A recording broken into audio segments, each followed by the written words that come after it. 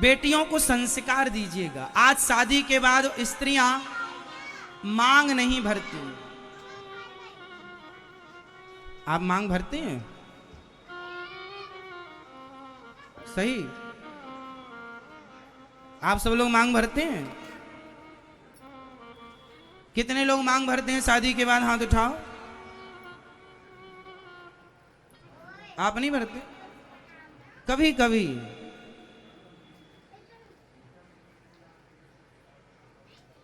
मांग हमें कभी कभी भरनी चाहिए जब आप मासिक धर्म में हैं, अशुद्ध हैं, तब भले ना भरें। उन दिनों में, उनमें नहीं भरना चाहिए।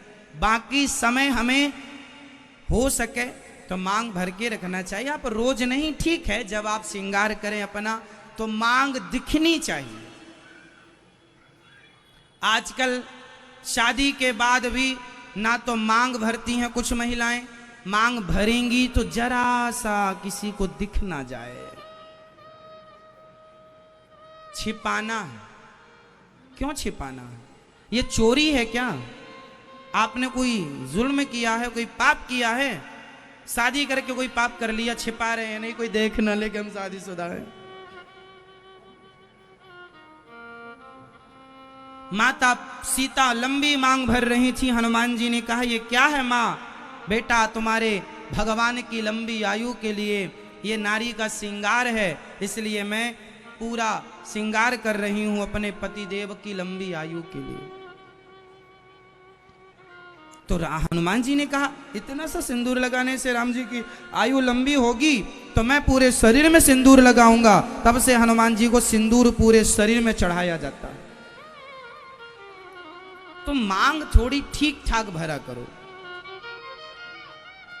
मांग कैसी भरनी चाहिए मेरी मां? थोड़ा बड़ी, थोड़ी अच्छी।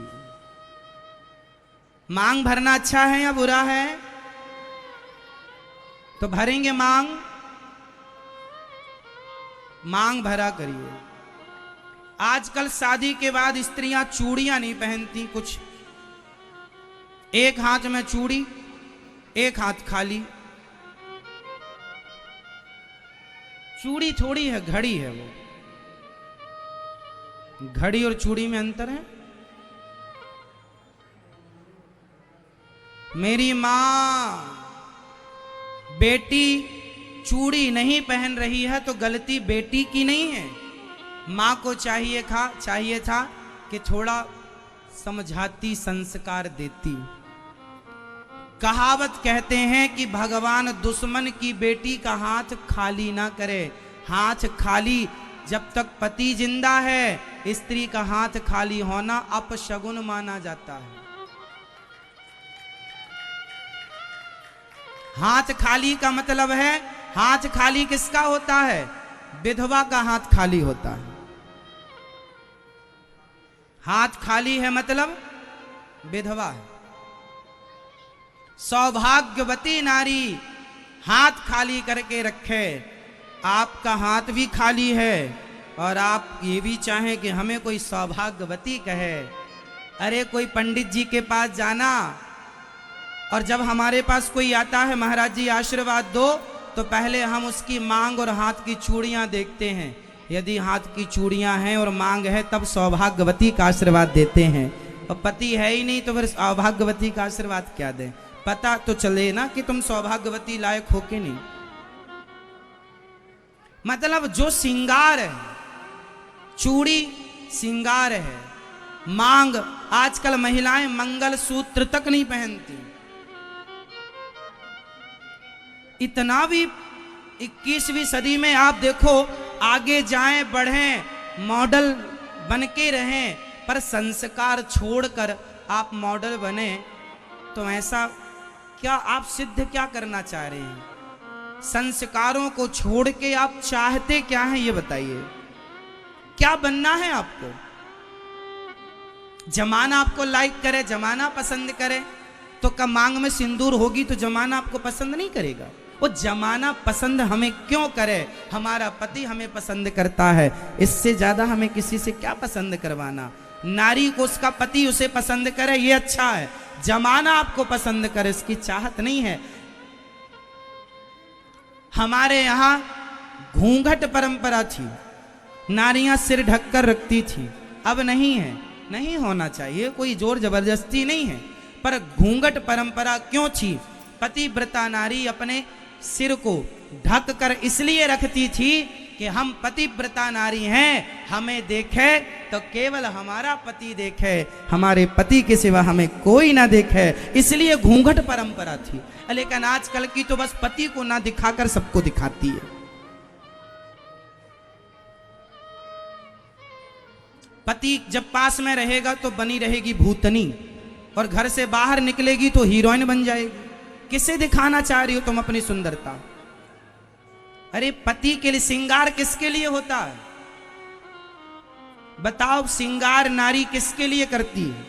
पड़ोसी के लिए या पति के लिए? पड़ोसी के लिए। ऐसा आप कह रहे हैं? आपके लिए नहीं करती आपकी श्रीमती जी श्रृंगार? देखो घर में फिर लड़ना मत इस बात को लेके। नारी श्रृंगार किसके लिए करें? पति के लिए, पड़ोसियों के लिए नहीं। जमाना हमें क्यों देखे साहब? हम क्यों दिखाएं अपने आप को जमाने को? इसलिए समझो, यदि आप इस मर्यादा को फॉलो नहीं करेंगे, जो नारी मनमानी होती है वह नारी सूपनखा हो जाती है। मनमानी है, कोई मतलब नहीं उसे परंपराओं से, संस्कारों से। जहां मन जाए, जो भी पुरुष मिल जाए उसी को आई लव यू कह दे। वो सूपनखा ऐसी तो थी, राम जी के पास गई, तुम बहुत सुंदर हो, शादी कर लो। फिर लक्ष्मण जी, राम जी ने कहा लक्ष्मण जी के पास जाओ, उनके पास गई, तुम भी बड़े सुंदर हो। जो मिल जाए सबको आई लव यू कह देती थी। तो ऐसी नारियां सूपनखा होती हैं। और माता सीता अपने पति के सिवा, रावण ने कहा था सीता महारानी बना के रखूंगा, सोने का मृग देखा था, तुम्हारे मन में लोभ आ गया, सोने की लंका ले लो, ये मंदोदरी तुम्हारे कपड़े धुलेगी, आ जाओ मेरी बन जाओ। माता सीता ने ऐसे दुष्ट रावण, सोने की खान थी उसके पास, देखा नहीं। ये भारतीय नारी है, पति के सिवा देखना पसंद नहीं करती किसी पुरुष को। ये भारतीयता है,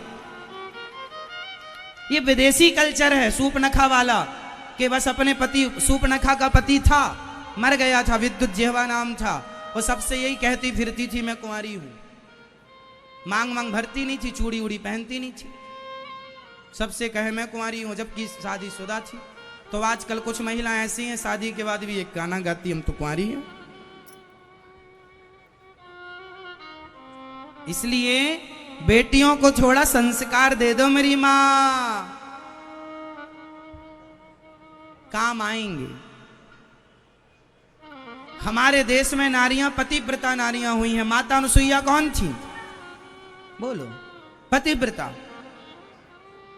हमारे यहां सूपनखा जैसी नारियां, ये लंका की महिला थी, भारतीय नहीं थी। लंका पूरी पृथ्वी भारत थी, पर फिर भी ये टापू थे अलग अलग। भारत में लोग राजा रहते थे, जो उद्दंडता करते थे उन्हें भारत से निकाल बाहर फेंकते थे, तो जिसे जो टापू मिला वहां चढ़ गया, रहने लगा। ऐसे ये लंका बसी। बाद में रावण ने, ये कुबेर रहा करते थे पहले लंका में, बाद में रावण ने कब्जा कर लिया। तो ये बातें हैं। तो ये विदेशी महिला है, हमारा संस्कार ऐसा नहीं। हमारे संस्कार माता सीता, माता अनुसुईया,